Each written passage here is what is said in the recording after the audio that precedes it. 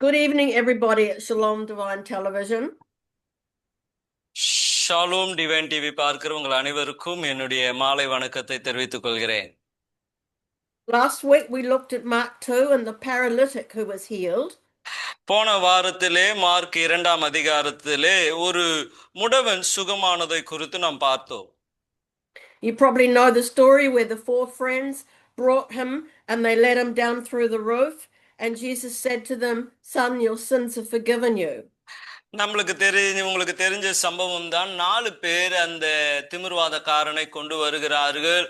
அந்த மனிதனை பார்த்து இயேசு சொல்லுகிறார், நண்பனே, உன் பாவம் மன்னிக்கப்பட்டது என்று சொல்லுகிறார். Here's a paralyzed man and Jesus said, "Your sins are forgiven." அந்த திமிர்வாதக்காரனை பார்த்து இயேசு உன் பாவம் மன்னிக்கப்பட்டது என்று சொன்ன பொழுது He didn't heal him first. அவனை முதலாவது இயேசு சுகமாக்கவில்லை. Before this man could be healed, he had to receive spiritual healing. அவனுக்கு மாம்சீக சுகம் பெற்றுக்கொள்வதற்கு முன்பதாக ஆவிக்குரிய சுகம் உண்டாக வேண்டியது அவசியமாயிருந்தது. And that was his forgiveness of sins. அதுதான் பாவ மன்னிப்பு என்று பார்க்கிறோம். And if you know the story, Jesus said, "Is it easier to say your sins are forgiven you, or to say take up your bed and walk?" இயேசு அங்கே சொல்லுகிறார், எது எளிது, உன் பாவம் உனக்கு மன்னிக்கப்பட்டது என்று சொல்வதா, அல்லது உன் படுக்கையை எடுத்துக்கொண்டு நட என்று சொல்வதா என்று கேட்டார். So to prove that Jesus had the authority to forgive sins, he said, "Son, take up your bed and walk." அப்போ அவருக்கு சுகமாக்குகிற அதிகாரம் இருக்கு என்பதை வெளிப்படுத்தும்படியா இயேசு அவனை பார்த்து சொல்லுகிறார், உன் படுக்கையை எடுத்துக்கொண்டு நட. It's a very notable miracle. அது எல்லாராலும் அறியப்பட்ட ஒரு அற்புதமாய் இருக்கிறது. Today I want to go back a chapter to Mark chapter 1, and we'll read verses 40 to 42. அதிலே இப்ப நம்ம மார்க் 1ஆம் அதிகாரம் 40ல இருந்து 41 நம்ம வாசிக்க போகிறோம். Now a leper came to him, imploring him, kneeling down to him, saying, "If you are willing, you can make me clean." அப்பொழுது ஒரு குஷ்டரோகி ஒருவன் அவரிடத்தில் வந்து அவர் முன்பாக முழங்கால் படியிட்டு, உமக்கு சுத்தமானால் என்னை சுத்தமாக்க உம்மால் ஆகும் என்று வேண்டிக் கொண்டான். Now if you know anything about leprosy, lepers were contagious. உங்களுக்கு குஷ்டரோகத்தை பத்தி ஏதாச்சும் தெரிஞ்சிருக்கும் என்றால், குஷ்டரோகம் அது பரவக்கூடியதாய் இருக்கிறது. A leper had to live outside the camp. அந்த குஷ்டரோகி அவன் ஒதுக்குப்புறமாய் அவன் குடியிருக்க வேண்டும். And they could only be declared come back into the camp when they were declared clean. அவன் சுத்தமானான் என்று அவன் அறிவித்தால் மாத்திரமே அவன் ஊருக்குள்ளே வர முடியும். So here he's saying, "If you're willing, you can make me clean." அப்ப அவன் இயேசுவை பார்த்து சொல்லுகிறான், உமக்கு சுத்தமானால் என்னை சுத்தமாக்க உம்மால் ஆகும். In other words, I will be healed and no longer contagious and can come back into the camp. அப்ப நீங்க என்ன தொட்டு சுகமாப்பீர்கள் என்றால், நான் இந்த தொழுநோயினாலே மற்றவர்களுக்கு பாதிக்கிற வண்ணமாய் நான் வாழாமல் ஊருக்கு நான் திரும்புவேனே என்று சொல்லுகிறான்.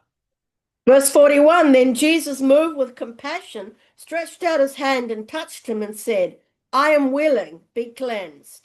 இயேசு மனதுருகி கையை நீட்டி அவனை தொட்டு, எனக்கு சுத்தம் உண்டு, சுத்தமாகு என்றார். Many people wonder, does God want to heal me? அப்ப நிறைய பேருக்கு ஒரு கேள்வி இருக்கு, இயேசு என்ன சுகமாக்குவாரா என்று சொல்லி. Here we have the answer, I am willing. ஆனால் இங்கே பதில் இருக்கிறது, எனக்கு சுத்தம் உண்டு. And he told the man to be cleansed, in other words, to be healed. அப்ப நம்ம பார்க்கிறோம், அந்த மனுஷனை பார்த்து கர்த்தர் சொல்லுகிறார், சுத்தமாகு, சுகம் பெற்றுக்கொள் என்று சொல்லுகிறார். In verse 42, as soon as he'd spoken, immediately the leprosy left him and he was cleansed. இப்படி அவர் சொன்ன உடனே குஷ்டரோகம் அவனை விட்டு நீங்கிற்று, அவன் சுத்தமானான். And he told him to go to the priest and present himself and to do what was commanded. அவன் ஆண்டவர் சொல்லுகிறார், நீ ஆசாரியர்களுக்கு உன்னை காண்பித்து சுத்தமானது நிமித்தம் நீ அவங்க சொல்லுகிறபடி செய் என்று சொன்னார். Not only was it to fulfill the requirements of the law, but it was also to be a testimony to them. அங்கே அந்த பிரமாணங்களை நிறைவேற்றும்படியாக மாத்திரமல்ல, அவர்களுக்கும் இது ஒரு சாட்சியா இருக்கட்டும் என்று சொல்லி அனுப்புகிறார். I want to read Psalm 107. சங்கீதம் 107 சங்கீதம். And we'll read verses 19 and 20. அதுல 19 20 வசனத்தை நம்ம வாசிக்க போகிறோம். And it says, Then they cried out to the Lord in their trouble, and he saved them out of their distresses. He sent his word and healed them and delivered them from their destructions. தங்கள் ஆபத்திலே கர்த்தரை நோக்கி கூப்பிட்டார்கள். அவர்கள் இடுக்கண்களுக்கு அவர்களை நீங்களாக்கி ரட்சிக்கிறார். அவர் தமது வசனத்தை அனுப்பி அவர்களை குணமாக்கி அவர்களை அழிவுக்கு தப்புவிக்கிறார். When we're in pain, when we're sick, and we cry out to the Lord, he hears us and he delivers us from our distresses. நம்மளுடைய வேதத்திலே, நம்மளுடைய ஆபத்திலே, நம்மளுடைய இக்கட்டிலே அவரை நோக்கி நம்ம கூப்பிடும் பொழுது அவைகளிலே இருந்து அவர் நம்மை விடுதலையாக்குகிறவராய் இருக்கிறார். And he sends his word and he heals us by his word. நாம் பார்க்கிறோம், அவர் வார்த்தையை அனுப்பி குணமாக்குகிறவராய் இருக்கிறார். Let's go back to Psalm 103 and verses 2 and 3. சங்கீதம் 103 அதுல 2-3 வசனங்களை பார்ப்போம். It says, Bless the Lord, O my soul, and forget not all his benefits, who forgives all your iniquities, who heals all your diseases, who redeems your life from destruction, who crowns you with loving kindness and tender mercies, who satisfies your mouth with good things, so that your youth is renewed like the eagles. அங்கே அவர் சொல்லுகிறார், என் ஆத்துமாவே கர்த்தரை ஸ்தோத்திரி, அவர் செய்த சகல உபகாரங்களை மறவாதே. அவர் உன் அக்கிரமங்களை எல்லாம் மன்னித்து உன் நோய்களை எல்லாம் குணமாக்கி உன் பிராணனை அழிவுக்கு விலக்கி மீட்டு உன்னை கிருபையினாலும் இரக்கங்களினாலும் முடிசூட்டி நன்மையினால் உன் வாயை திருப்தி ஆக்குகிறார். கழுகுக்கு சமானமாய் உன் வயது திரும்பவும் வாழ வயது போலாகிறது. ஆமென். Here we have an order. First of all, he forgives all our sins. இங்கே ஒரு ஒழுங்குமுறை பார்க்கிறோம். அவர் உன் அக்கிரமங்களை எல்லாம் மன்னித்து முதலாவது. Then he heals all our diseases. இரண்டாவது உன் நோய்களை எல்லாம் அவர் குணமாக்குகிறார். Then he redeems us from destruction. மூன்றாவது உன் பிராணனை அழிவுக்கு விலக்கி மீட்டு. Then he pours out his loving kindness and tender mercy upon us. உன் கிருபையும் இரக்கங்களினாலும் முடிசூட்டுகிறார். Bible says, as far as the east is from the west, so far has he sent our sins from us. கிழக்குக்கும் மேற்குக்கும் எவ்வளவு தூரமோ அவ்வளவு தூரமா நம்மளுடைய பாவங்களை அகற்றுகிறார் என்று வேதம் சொல்லுகிறது. So great is his mercy towards those who fear him. தேவனுக்கு பயப்படுகிறவர்கள் மேல் அவருடைய கிருபை பெரிதாய் இருக்கிறது. This is for every single one of us. இந்த வார்த்தைகள் எல்லாம் நம் ஒவ்வொருவருக்கும் அது பொருந்தியதா இருக்கிறது. We cry out to God and he forgives our sins. நாம் தேவனை நோக்கி அழும் பொழுது தேவன் நம்மளுடைய பாவங்களை மன்னிக்கிறவராய் இருக்கிறார். I want to go to Matthew chapter 8. மத்தேயு சுவிசேஷம் 8ஆம் அதிகாரம். And we'll read verses 16 and 17. அதிலே 16 17 நாம் வாசிப்போம். When evening had come, they brought to him, that's Jesus, many who were demon possessed, and he cast out the spirits with a word and healed all who were sick. அஸ்தமான பொழுது பிசாசு பிடித்திருந்த அநேகரை அவரிடத்தில் கொண்டு வந்தார்கள்.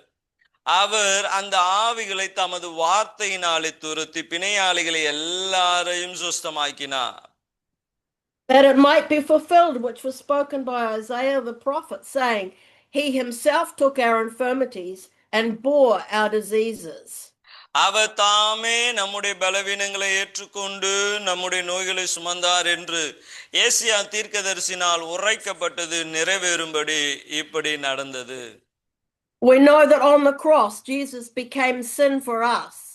நமக்கு தெரியும், சிலுவையிலே ஆண்டவராகிய இயேசு கிறிஸ்து நமக்காக பாவமானார்.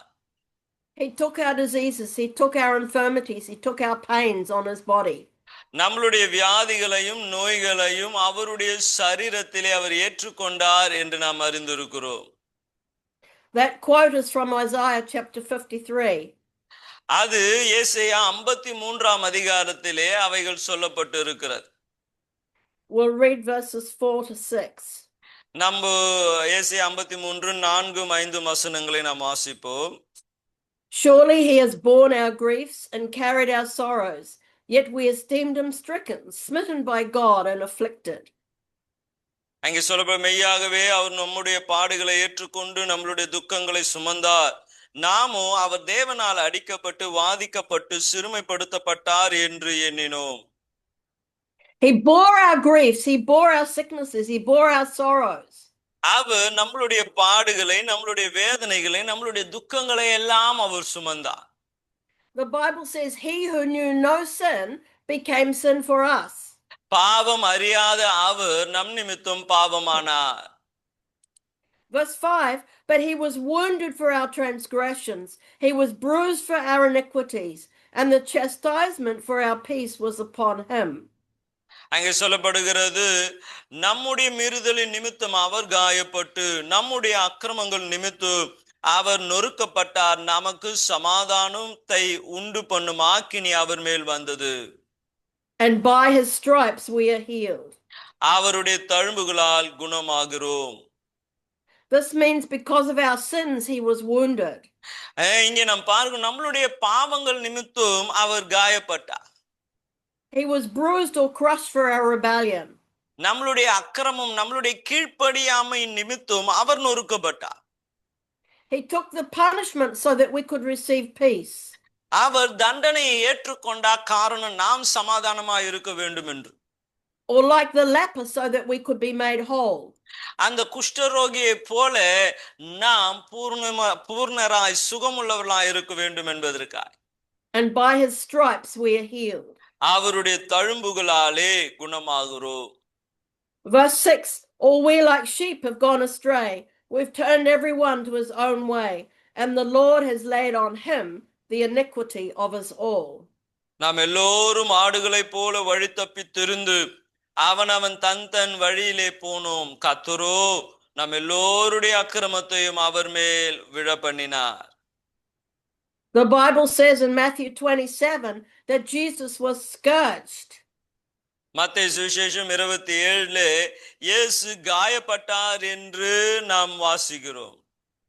This was a very cruel type of punishment.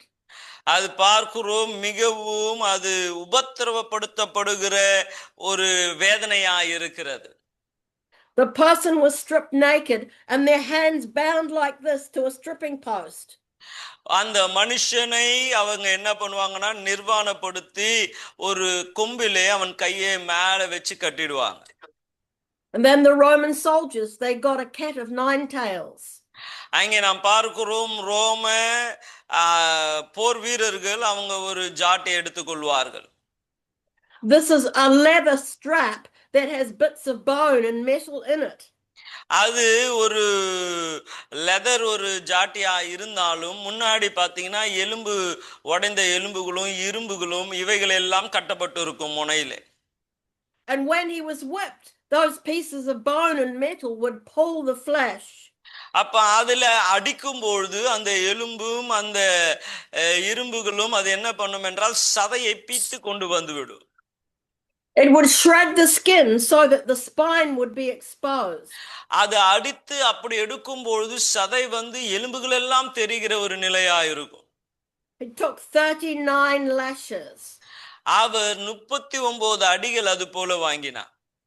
In the Old Testament, they weren't allowed to give more than 40 because that could kill you.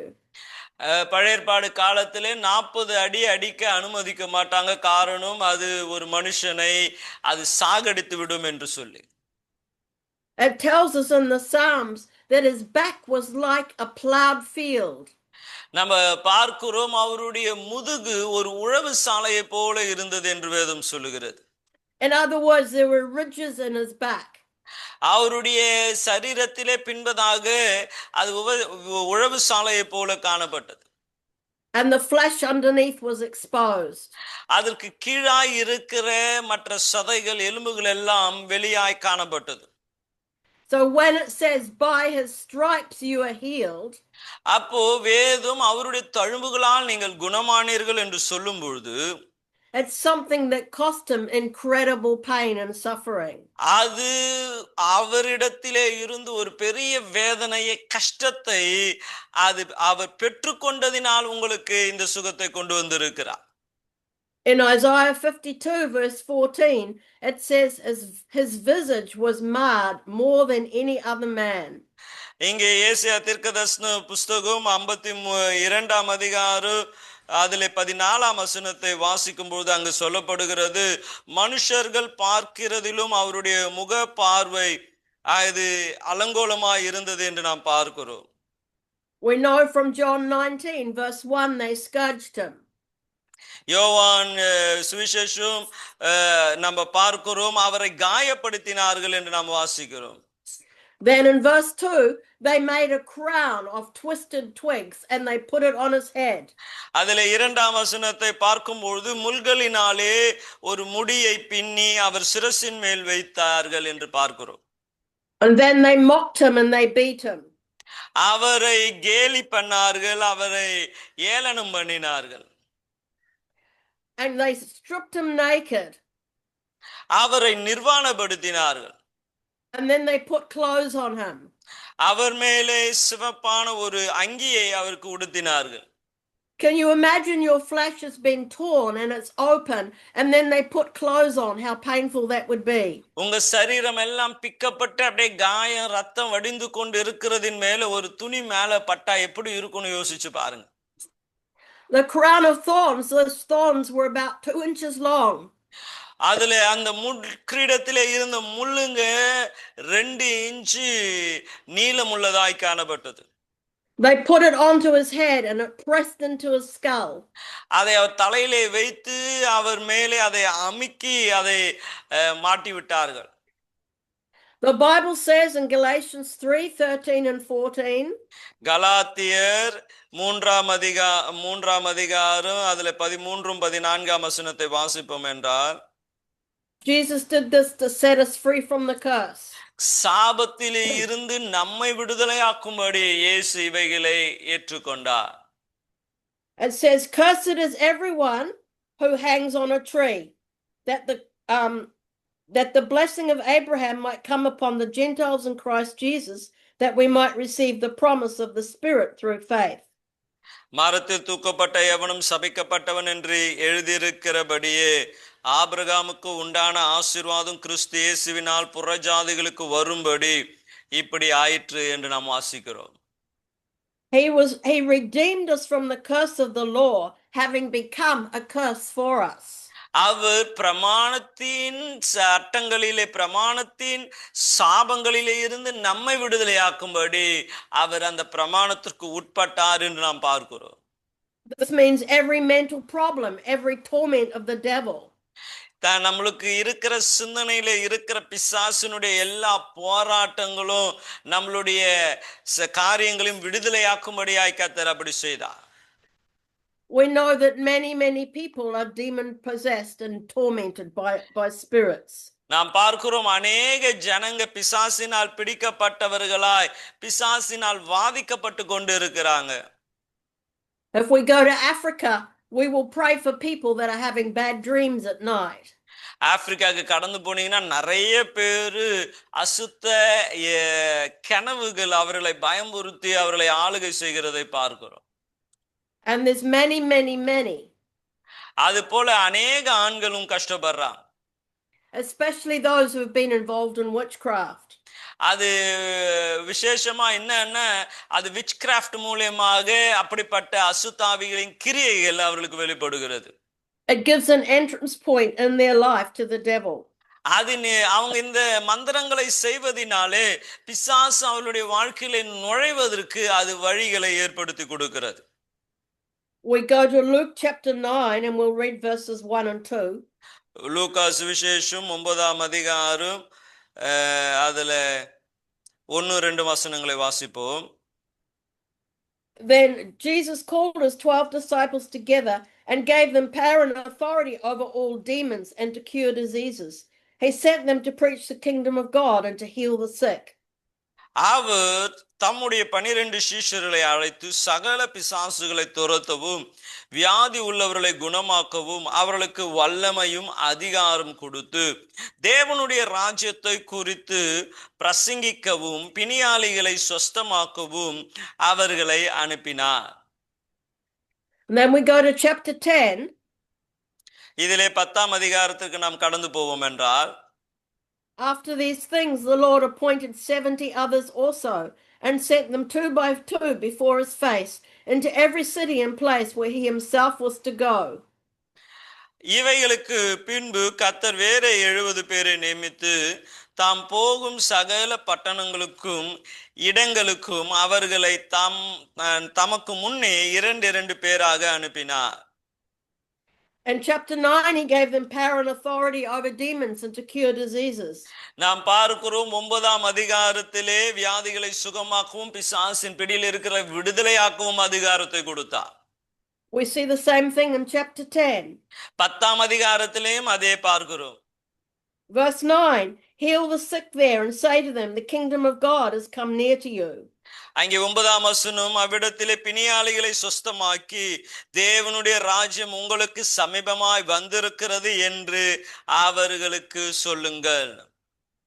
We go to verse 17. 17ஆம் வசனம், the 70 returned with joy, saying, Lord, even the demons are subject to us in your name. பின்பு அந்த 70 பேர் சந்தோஷத்தோடு திரும்பி வந்து, ஆண்டவரே உம்முடைய நாமத்தினாலே பிசாசுகளும் எங்களுக்கு கீழ்ப்படுகிறது என்றார்கள். And he said, behold, I give you authority to trample on snakes and scorpions and over all the power of the enemy, and nothing shall by any means hurt you. Verse 19. அவர் அவர்களை நோக்கி 19ஆம் வசனம், இதோ சர்ப்பங்களையும் தேள்களையும் மிதிக்கவும் சாத்தானுடைய சத்துருனுடைய சகல வல்லமைகளையும் மேற்கொள்ளவும் உங்களுக்கு அதிகாரம் கொடுக்கிறேன், ஒன்றும் உங்களை சேதப்படுத்த மாட்டாது என்று சொன்னார். So as disciples of Jesus Christ, we have authority and power over the enemy and to heal disease. அப்ப இயேசு கிறிஸ்துவினுடைய சீஷர்களாய் பிசாசை மேற்கொள்ளவும் வியாதிகளை சுகமாக்குகிற அதிகாரமும் வல்லமையும் உங்களுக்கு கொடுக்கப்பட்டு இருக்கிறது. And he's promised that nothing shall hurt us. அங்கே அவர் நமக்கு வாக்கு பண்ணி இருக்கிறார், ஒன்றும் உங்களை சேதப்படுத்த மாட்டாது. We do not have to be afraid of demon spirits. ஆகவே அசுத்தாவிகளை குறித்து நீங்கள் பயப்பட வேண்டிய அவசியம் இல்லை. As says in the book of James chapter 5 and verse 14. யாக்கோபு நிருபத்தின் 5ஆம் அதிகாரம் 14ஆம் வசனம் இவ்விதமாய் சொல்லுகிறது, that if you're sick, you're to call the elders of the church and get them to anoint you with oil and pray over you. உங்களில் ஒருவன் வியாதிப்பட்டால் அவனை சபை மூப்பர்களை வரவழைப்பானாக, அவர்கள் கர்த்தருடைய நாமத்தினாலே அவனுக்கு எண்ணெய் பூசி அவனுக்காக ஜெபம் பண்ண கடவர்கள். Verse 14 and 15, if anyone among you is sick, let him call for the elders of the church and let them pray over him, anointing him with oil in the name of the Lord. அங்கே நம்ம பார்க்கிறோம் 14ஆம் வசனம், அப்போது மூப்பர்களை வரவழைத்து அவர்கள் கர்த்தருடைய நாமத்திலே அவனுக்கு எண்ணெய் பூசி அவனுக்காக ஜெபம் பண்ண கடவர்கள். And the prayer of faith will save the sick, and the Lord will raise him up. And if he's committed sins, they will be forgiven. அப்பொழுது விசுவாசம் உள்ள ஜெபம் பிணியாளியை ரட்சிக்கும், கர்த்தர் அவனை எழுப்புவார், அவன் பாவம் செய்தவனானால் அது அவனுக்கு மன்னிக்கப்படும். It carries on, confess your trespasses to one another and pray for one another that you may be healed. The effective fervent prayer of a righteous man avails much. தொடர்ந்து சொல்லப்படுகிறது, நீங்கள் சொஸ்தமாகும்படி உங்கள் குற்றங்களை ஒருவருக்கு ஒருவர் அறிக்கையிட்டு ஒருவருக்காக ஒருவர் ஜெபம் பண்ணுங்கள். நீதிமான் செய்யும் ஊக்கமான வேண்டுதல் மிகவும் பலனுள்ளதாய் இருக்கிறது. So I was speaking to believers for a moment. Don't be afraid to go and lay hands on the sick and anoint them with oil and pray for them. விசுவாசிகளுக்காய் சொல்லப்படுகிற காரியம் இது. நீங்க ஒரு வியாதிஸ்தன் மேலே கரங்களை வைக்க, எண்ணெய் பூசி ஜெபிக்க நீங்க பயப்படாதீங்க. We've been given the power and authority to do that from Jesus. அவைகளை செய்யும்படி அதிகாரத்தையும் வல்லமையும் இயேசு உங்களுக்கு கொடுத்திருக்கிறார். I want to give you a testimony from a lady in a place called Bahemba in Tanzania, Africa. Tanzania ஆப்பிரிக்காவிலே ஒரு சகோதரி என்னுடைய சாட்சியை உங்களுக்கு நான் சொல்ல விரும்புகிறேன். Now, this lady wanted to have a baby, but she could not conceive. இந்த ஸ்திரீக்கு குழந்தை பெற்றுக்கொள்ள வேண்டும் என்ற ஆசை, ஆனால் அதை பெற்றுக்கொள்ளக்கூடிய தகுதி அல்லது சரீரம் பலவீனமாய் இருந்தது. She came from an area where there's a lot of witchcraft. அவங்க வந்த இடம் எங்க இருந்து என்று சொன்னால் நிறைய மந்திரவாதிகள் இருக்கிற ஒரு பகுதியிலிருந்து வந்தாங்க. So everybody told her to go to the witch doctor and he would do all his charms and rituals and she'd get pregnant. அப்ப எல்லாம் என்ன சொன்னாங்கன்னா, நீங்க இந்த மந்திரவாதி கிட்ட ஏன் போக கூடாது, அங்க போனா அவங்க மந்திரங்கள் எல்லாம் செய்யும்போது உங்களுக்கு குழந்தை பாக்கியம் உண்டாகுமே என்று சொன்னாங்க. So she went to the witch doctor for 6 months. அப்ப 6 மாசம் அந்த மந்திரவாதியின் இடத்திலே அவங்க கடந்து போனாங்க. She drank strange potions and she did all sorts of rituals. அவங்க குடிக்க என்னென்னலாம் கொடுத்தாங்களோ அதெல்லாம் குடிச்சாங்க, என்னென்னலாம் பரிகாரம் செய்ய சொன்னாங்களோ எல்லாம் செஞ்சாங்க. But nothing, she still was not pregnant. அப்படி எல்லாம் செஞ்சும் அவர்களுக்கோ குழந்தை பாக்கியம் கிடைக்கவே இல்லை. One day somebody said, why don't you go to that church down the road and you get the pastor there to pray for you and you will get pregnant.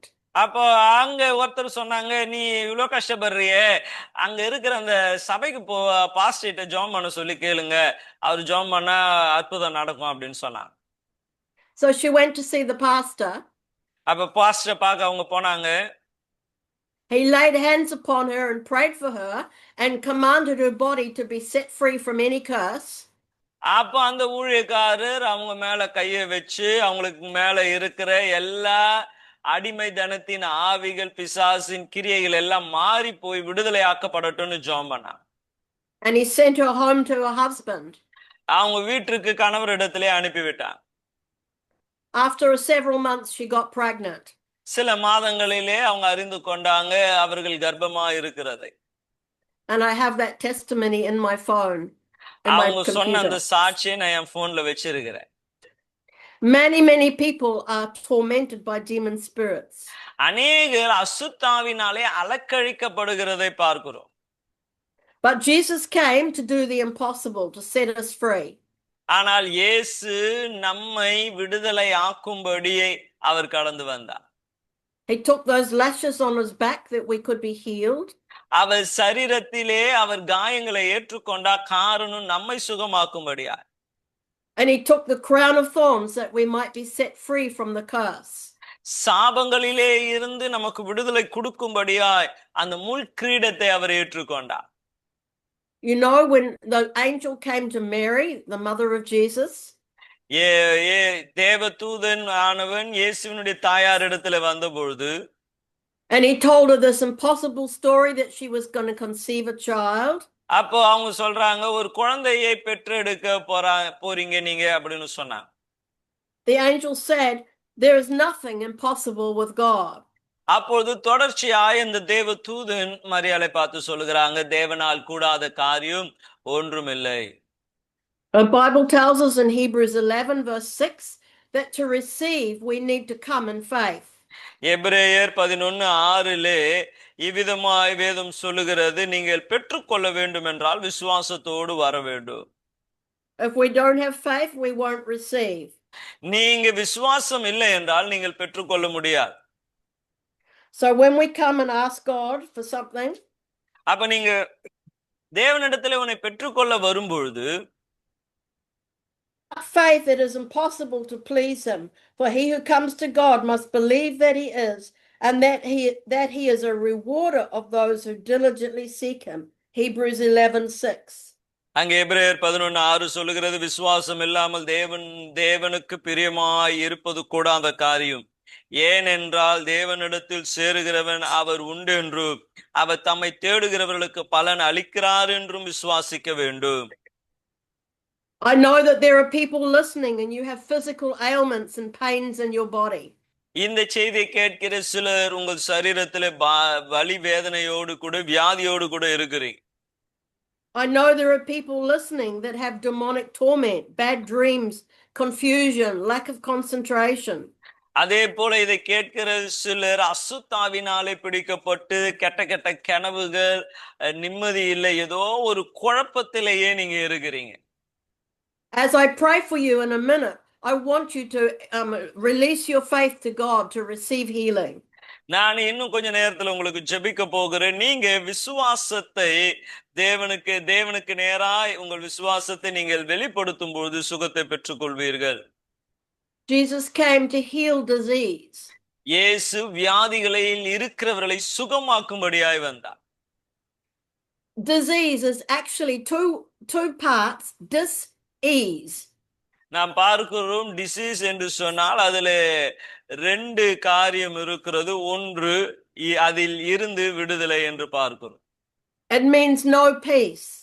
அது சமாதானம் அற்ற காரியமாய் இருக்கிறது. First of all, Jesus came to be the sacrifice so that your sins could be forgiven and you could have peace. இயேசு வந்ததனுடைய முதல் நோக்கம் உங்களுடைய பாவங்களை மன்னிக்க, அதன் மூலமாய் சமாதானத்தை பெற்றுக்கொள்வீர்கள். His punishment was that we could receive peace. சமாதானத்தை உண்டு பண்ணும் ஆக்கினி அவர் மேல் வந்தது. So the first thing we need to receive from God is our peace. அப்போ முதல்ல தேவனிடத்திலிருந்து பெற்றுக்கொள்ள வேண்டியது என்னவென்றால் சமாதானத்தை பெற்றுக்கொள்ளணும். So I'm asking you to pray with me today. ஆகவே உங்களை உற்சாகப்படுத்துகிறேன், என்னோடு கூட சேர்ந்து ஜெபிங்க. You pray in faith. நீங்க விசுவாசத்துல ஜெபிங்க. And you receive from him. அப்போ தேவனிடத்திலிருந்து நீங்க பெற்றுக்கொள்வீங்க. You can put your hand on your heart. உங்களுடைய இருதயத்தின் மேல உங்க கரத்தை வைத்துக் கொள்ளுங்க. Lord Jesus, we come before you today. அன்புள்ள இயேசுவே, உம்மிடத்திலே நாங்கள் வருகிறோம். We confess that we have sinned and that we have broken your law. ஆண்டவரே, உம்முடைய பிரமாணங்களை உடைத்து நாங்கள் பாவம் செய்தோம் என்று அறிந்திருக்கிறோம். Lord, we've been selfish and we've been rebellious. ஆண்டவரே, நாங்கள் சுயநலமாய் இருந்து உம்முடைய கட்டளைக்கு எதிர்த்து நின்றோம். And Lord, we're asking you this day to forgive our sins. இந்த நாளிலே எங்கள் பாவங்களை நீர் மன்னிக்கும்படியாய் உம்மை வேண்டுகிறோம். Lord, we thank you on the cross that you took the stripes. ஆண்டவரே, சிலுவையிலே எங்களுக்காய் காயப்பட்டு நன்றி செலுத்துகிறோம். And you became sin for us. ஆண்டவரே, எங்களுக்காய் நீர் பாவமானீர். You took the curse so we could be set free from the curse. ஆண்டவரே, எங்களுக்காய் சாபமாய் எங்கள் மேல் இருக்கிற சாபங்களை அகற்றினீர். Lord, forgive every sin and cleanse us from all unrighteousness. ஆண்டவரே, எங்க பாவங்களை எல்லாம் மன்னித்து எங்களுடைய அநீதிகளை எல்லாம் எங்களை விட்டு மாற்றி போடும். Lord, I bring before you those who are having bad dreams and confusion and demonic torment.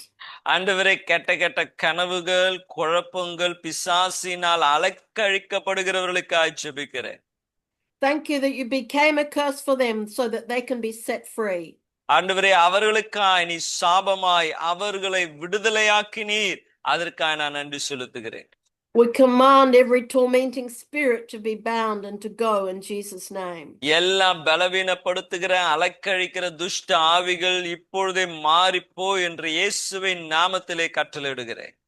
Lord, we thank you that you took the punishment for our peace. எங்களுடைய சமாதானத்திற்கான தண்டனை நீர் ஏற்றுக்கொண்டதற்காக நன்றி. You are the Prince of Peace. நீரே சமாதான பிரபு. Lord, I pray that you would bring peace to every dis-ease in people's lives. ஆண்டவரே, யாரெல்லாம் சமாதானம் அற்றவர்களாய் இருக்கிறார்களோ அவர்களுக்கு சமாதானத்தை கட்டளையிடும்.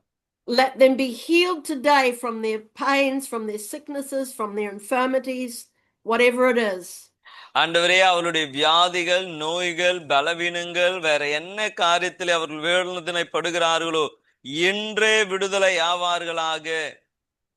Lord, we thank you that you took stripes for cancer and you took stripes for diabetes and for every pain and sickness.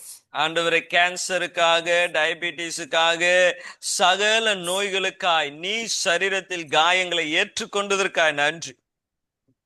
And Lord, let them be healed in Jesus Christ's name. Amen. இயேசுவின் நாமத்தினாலே இப்பொழுதே சுகம் உண்டாவதாக, சுகத்தை பெற்றுக்கொள்வார்களாக. ஆமென். ஆமென். Amen.